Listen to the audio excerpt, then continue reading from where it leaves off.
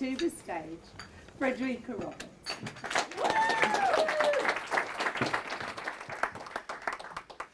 Do you want us to find another hospital?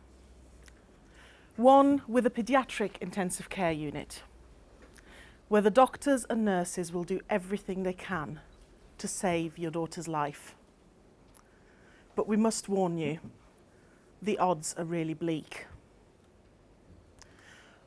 Or would you rather we kept her here, close to home, where we can make her comfortable and let her die in peace? Whoa! Stop. Let's just take a step back here. Not completely. Thank you. That was not how I was expecting that perfectly ordinary winter Wednesday morning to go. On the 3rd of February 2010, my daughters, Charlie, who was 12 at the time, and Hannah, who was 10, were supposed to get up, get ready, and go to school. And my husband Simon and I were supposed to get up, get ready, and go to work, as most people do most days. But that morning, when I walked into Charlie's room, because she hadn't got up, I found a mother's worst nightmare. Charlie was blue, cold and clammy. She wasn't breathing, and I couldn't find a pulse. Charlie had had a cardiac arrest. I'm not unique in having had dramatic events in my life, but things happen to us. Things happen in our lives sometimes, completely out of the blue, and they go bang! You're thrown off your tracks, whatever you are doing. And here's the thing, for us as speakers, we're in a strange profession, aren't we? Now, some of you in this room, and I know certainly Frank is probably one of them, are very good at making a lot of money while we sleep and while we're not on stage. Products bringing in revenue. But for a lot of speakers, trainers, coaches, consultants, the way we make money is we have to be there. We have to be client-facing, audience-facing, in one way or another. So looking after our well-being, not just our physical well-being, but our emotional well-being is really important. Because when we stand here, we give everything to the audience. We give so that the audience can take something away. How do we do that if we're not balanced and focused and in the right place emotionally? I know I am one of those irritating, annoying people who is a little bit too cheerful for some a lot of the time. But happiness is actually a lot more than that, to me anyway. Happiness means an inner sense of well-being, of feeling really grounded, centered, secure in who you are, what you stand for. Happiness, fundamental happiness, enables you to bounce back, to overcome even the most traumatic of events. But it also allows you to really enjoy the great stuff in life, to make the absolute most of the good times. Nikki mentioned earlier the great effects of just changing your focus, of changing the talk that you give to other people or the talk you give to yourself, to look at the positives, at how things can be better. And that's really that matter of choice. In terms of evidence that's more than anecdotal as well, a researcher in America in 2005, Sonia Lyubomirsky, and her colleagues wanted to really put to the test this notion that happy people are more successful. So what they did is they looked at all the research that had been done on this subject. They looked at over 200 scientific research studies involving nearly 275,000 people. And they came to the conclusion that yes, happiness makes you more successful. Now, who in this room as a speaker, no matter how successful you are, would like to find a way to be a little bit more successful in what you do? Lots of nods. I don't think any of us set out in whatever careers we do to not be successful. So today I'm going to share with you 3 tips, 3 ingredients in the recipe for happiness. 3 ways that are so simple, and probably when you hear them, you'll go, oh yes. But aren't we all great at knowing what we should be doing and not always doing it? Because if I always followed advice on what's good for you, I would be a size 8. I would never overindulge in baskets full of Easter eggs. And I would be going to the gym every day, and I would be following Julie's advice and going running. So we know what's good for us, but we occasionally need a reminder. And the first little reminder, the first ingredient, it's a 4-letter word. Help. Help works in 2 ways. The most obvious, perhaps, is ask for help.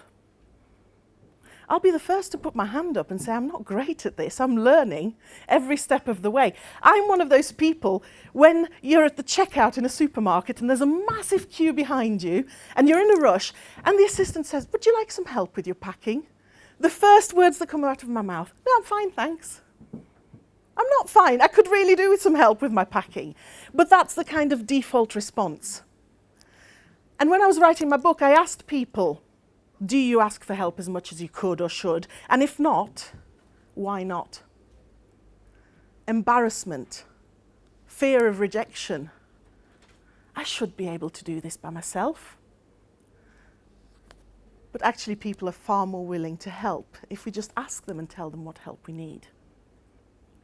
So as a speaker, specifically looking at your speaking business, how can you ask for help?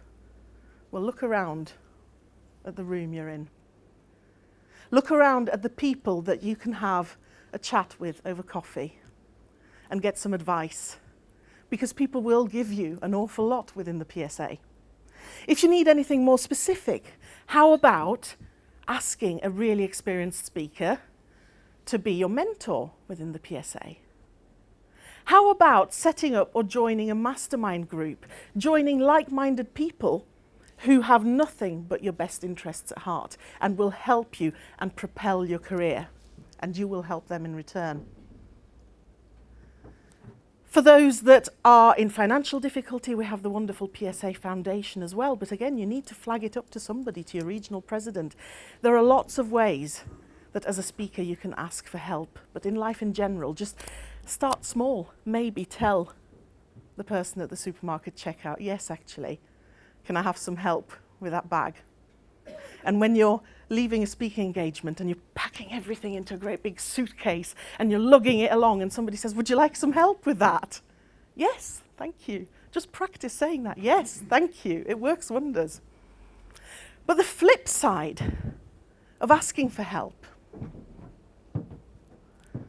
is how much you can achieve by helping others. Altruism is wonderful. And again, there have been a number of studies done on this, but there was one particularly by Stephen Post in 2005. And he looked at the benefits of being truly altruistic. And he found that altruistic people are physically and emotionally healthier, they're happier, and they even live longer. So there are some real benefits. So if you take the advice in terms of the PSA, first of all, and flip that on its head, all the ways that you can ask for help in the PSA, you can flip and you can help others. Chat to people during the breaks at meetings, offer to mentor somebody, help others in your mastermind group, flag up to the PSA Foundation if somebody needs help. There are other things you can do.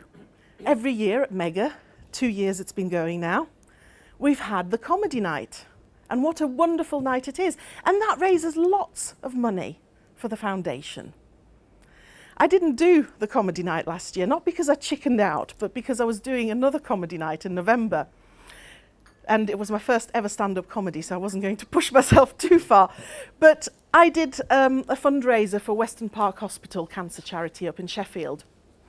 And each of the participants had to raise £1,000. And as much as I was quaking in my boots at the thought of doing 5 to 10 minutes of stand-up comedy, my biggest fear was, this money, it's a huge sum of money, and I wasn't going to stand on that stage and deliver comedy unless I'd done it and raised it. By the time the 6th of November came round, I stood proud because I had raised £1,200 for the charity. To date, it stands at about 1,500. And that feeling when you know you've achieved something that's going to really help somebody else is fantastic. So be selfishly selfless. Help others to help yourself be happier. I know I said I'm not great at asking for help, but there have been occasions when I simply have had to accept the help.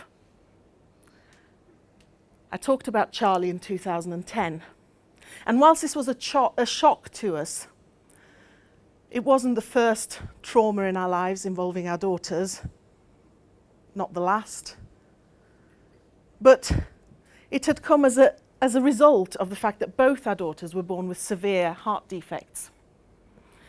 And our youngest, Hannah, had her first open heart surgery when she was just 10 months old. It's a little while ago. It was a Polaroid taken in intensive care. And we relied an awful lot on help from friends and family to just sit with us and let us cry. There was a lot of crying involved. But also bringing us food in hospital, bringing us clean clothes. And occasionally, somebody sitting with Hannah so that my husband and I could actually have some time outside of hospital. Because a month in hospital is not fun. And then this is Charlie, when she had her open heart surgery just before she turned 5. And again, we had the same support, the same help, emotional, practical, and even financial, because it's expensive to be in hospital with your child when you have to keep buying food in and all of that kind of thing. So asking for help and giving help is absolutely crucial. But I'm going to move on to the second ingredient now. And this second ingredient, it's not just one. It's a whole explosion and fusion of colour and sounds and smells and flavours. Imagine if you were to never use any seasoning on your food. Salt, pepper, herbs, spices. Wouldn't it be bland? Get a little bit boring and repetitive? Life is like that. We need spices. We need to sprinkle those spices, the herbs, the spices, the salt, the pepper, all over our lives. So what am I talking about? These are the little happiness ingredients. They're unique to each and every one of you. What do you enjoy doing? What makes your heart sing? Do you do enough of it? If you are busy travelling the world speaking or travelling the UK speaking, do you make time to stop and do things that make you happy, that you enjoy? I took the opportunity of being here today to spend some time with a friend of mine that I used to work with years ago, and I hadn't seen her for about 3 or 4 years. 2 nights at her house. Brilliant. And as I'm not speaking tomorrow, there will be wine tonight. Make the most of the opportunities life gives you to really sprinkle those happiness ingredients on. Sometimes it can be going for a walk.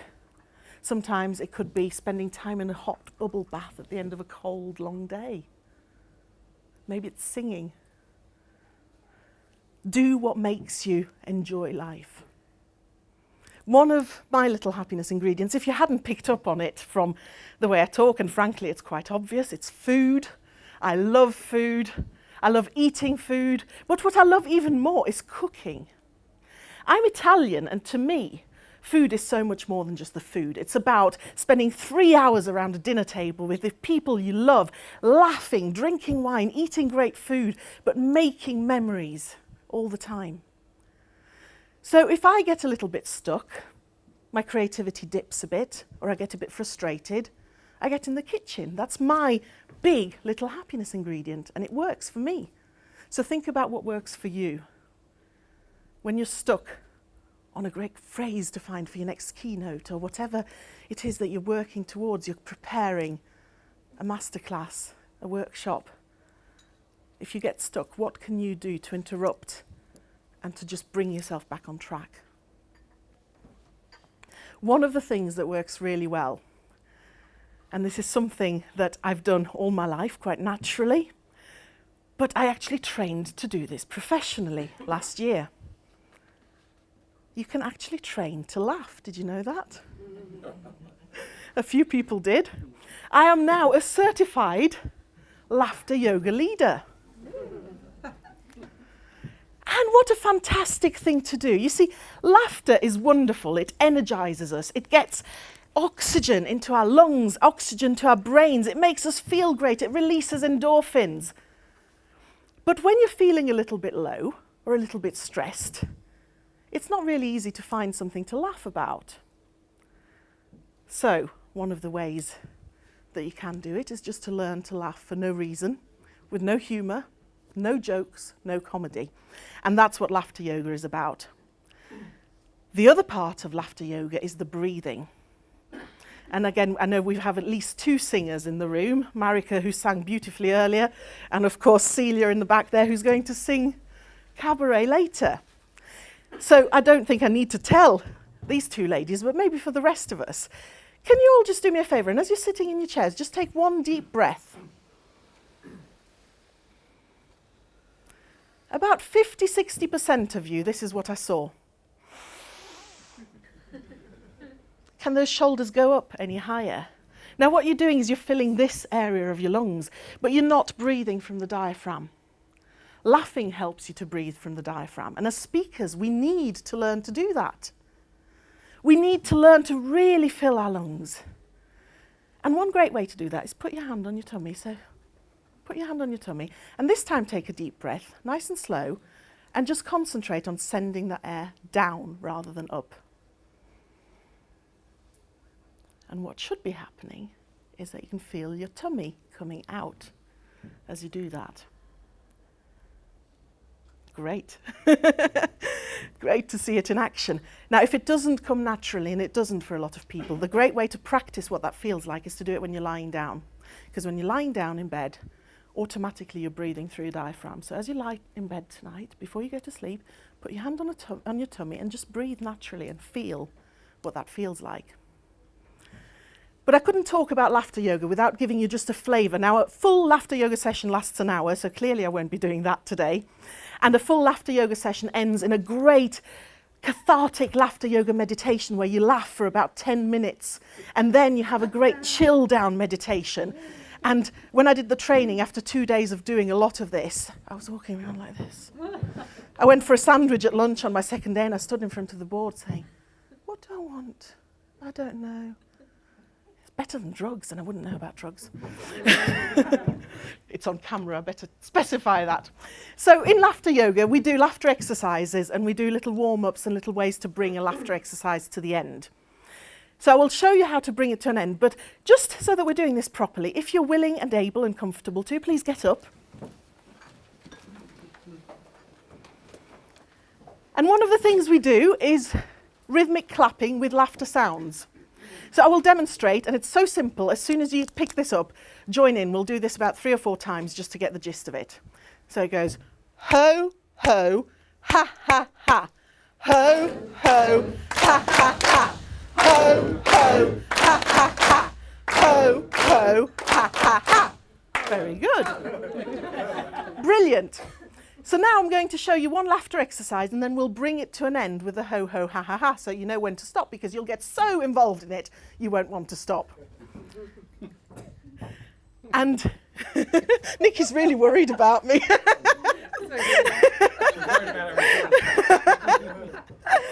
So this is a really simple laughter exercise. Nikki, would you come up to the stage a minute? Don't step back. And you can do this then with the people next to you, behind you, in front of you. No need to move around the room. But it goes like this. You shake hands and you just go.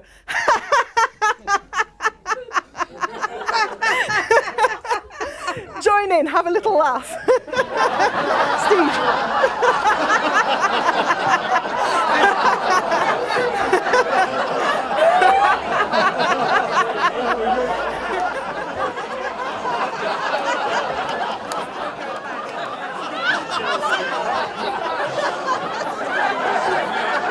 Ho, ho, ha, ha, ha.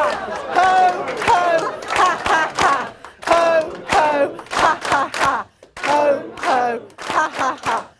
done. Brilliant. Take a seat. Imagine doing an hour of that.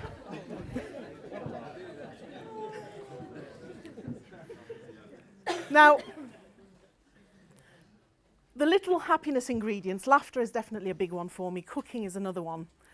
And even when things are really challenging, and especially when things are really challenging, that's when you need to put those ingredients into your life.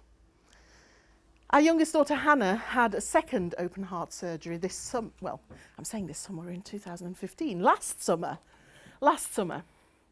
And this was her in intensive care, a little bit bigger than she looked on the first photo. And the little happiness ingredients were really important, not just for us as parents this time, but for her. Because she was 14 and she knew exactly what was going to happen to her. So it might not look like much, but there's a little iPod there.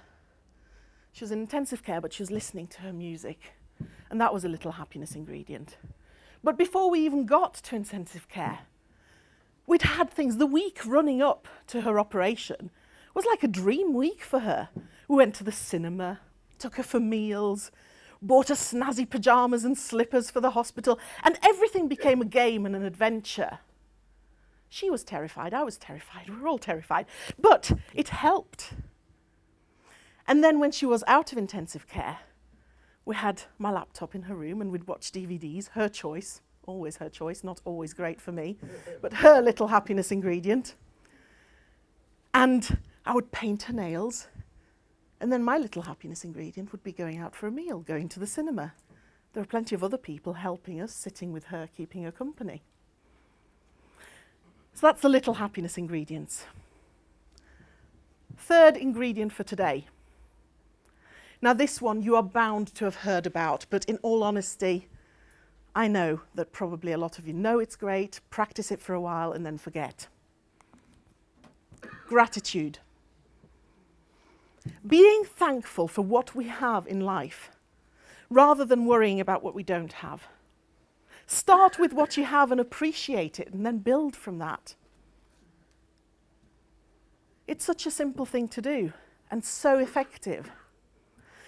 Again, a little bit of research on that. Professor Martin Seligman, in 2002, asked a group of volunteers, he tested their happiness levels before, during, and after, and he asked them to write down 3 good things a day for just 7 days, 1 week. I don't think it was surprising to anyone that these people were happier as a result of doing this on their self-assessment questionnaires. But what I found really stunning is that some of the respondents were happier for 6 months. 6 months from writing down 3 gratitudes once a day for just 1 week.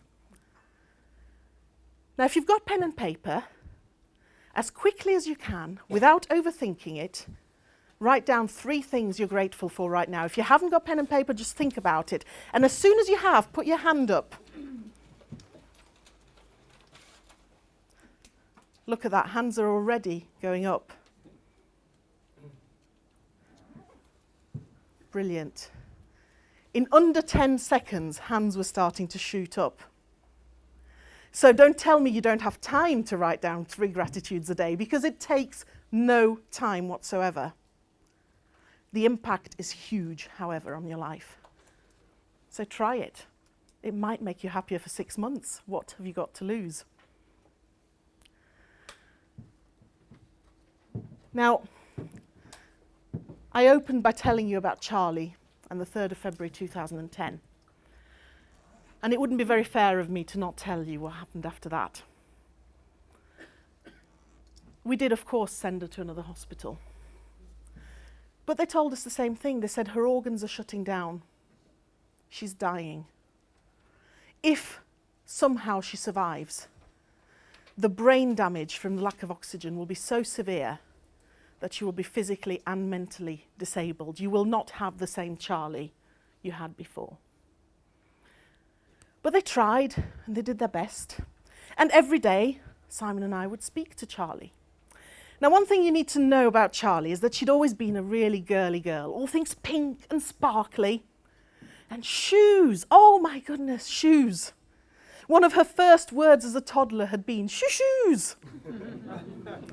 a pair of burgundy kickers that she would have slept in if I'd let her. Shoes. And in the months leading up to her cardiac arrest, she had been asking me for a pair of irregular choice shoes. Some of the ladies might know, very quirky brand, very colourful, very impractical, often quite painful to wear. So I'd said no, categorically no. Way too expensive for a 12-year-old, no opportunity to wear them, and you're going to break your ankle. So as she lay there in hospital, unconscious, what do you think I did? Well, I didn't buy her the shoes. I'm mean like that. I made her work for the shoes. I bribed her, and I said, Charlie, only you can do this. Nobody can do it for you. You're going to have to break the mold. You're going to have to do something that nobody expects, and you will have to get better. And then I said, and if you do, I will buy you a pair of regular choice shoes. I told her this every day. And gradually she started getting better. By day 8 in intensive care, the sedation had been turned down. She was breathing independently over the ventilator, but she was still intubated. And we knew the moment was coming when she would open her eyes, and we didn't know what to expect. So imagine this, she'd come home from school with a headache and gone to bed. She wakes up. She has doctors and nurses peering down at her expectantly, mum and dad with tears streaming down their faces, noises going off, monitors beeping, bright lights, freezing cold blanket underneath her to cool her brain down, but a very hot room. The whole situation wasn't very comfortable. And the first thing she heard was me literally pouncing, going, Charlie, do you want a pair of regular choice shoes when we get out of here? Priorities. In that moment, I knew Charlie was still in there. Because despite the ventilator tube, despite the grogginess, she beamed at me and she nodded a little bit, yes. It took another 8 days. A lot of hard work, a few more complications I won't bore you with, but she did have a lot of physio to relearn to sit and stand and walk because she'd been so weakened. 16 days after a cardiac arrest that she was not meant to survive, let alone unscathed, she came home. And 2 days later, we went shopping. She strutted in those heels. 2 days earlier, she couldn't walk. She strutted in those heels, as if to say, cardiac arrest, look at my shoes, just look at my shoes. And as you can see, they're very frayed. She wore them. I'm fine. She wore them until she could wear them no more, until she outgrew them. She got plenty of use out of them. So there are lots of little things that I'm grateful for every single day. I'm grateful it didn't rain on the way here this morning because I had about a 10-minute walk. I'm grateful to wake up in a hot bed in the morning, even though I don't like getting up early in the morning. I'm grateful to have a hot shower, but I'm hugely, hugely grateful every single day because things could be so much worse. And I have these two weird and wonderful teenage creatures living in my house. Creatures that seem to have selective hearing. Creatures that seem to not understand that the action of unloading and then reloading a dishwasher is one that happens daily. But you didn't say reload. Creatures that try to strangle each other on a daily basis, as sisters do. I'm hugely grateful. So I would urge you to think about your well-being, but think about your well-being as well in terms of what it can mean to your business and how much better you can do if you just focus on the simple things that make you happy. And the 3 we talked about today, asking for and giving help, gratitude, and the little happiness ingredients to sprinkle all over your lives. Above everything else, please know that happiness happens up here. It's a deliberate state of mind. Thank you.